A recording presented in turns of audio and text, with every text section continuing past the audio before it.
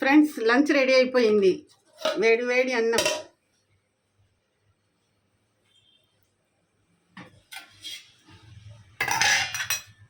మిరియాల చారు,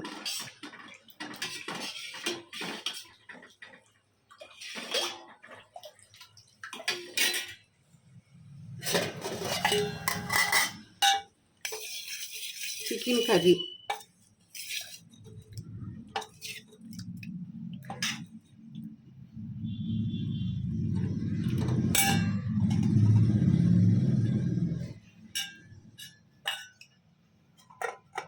ఇది మటన్ షామియా చేయటానికి. ఫ్రెండ్స్ ఈ మటన్ షామియాలు చేసుకోవటానికి అన్నీ గ్రేవ్ చేసి పెట్టాను నేను. ఇది వేపేటప్పుడు మళ్ళీ షార్ట్ తీసి పెడతాను ఎలా వేపేయాల్సింది. ఇది అన్నం తినేటప్పుడు వేపుకొని తినాలా వేడి వేడి. లైక్ చేయండి.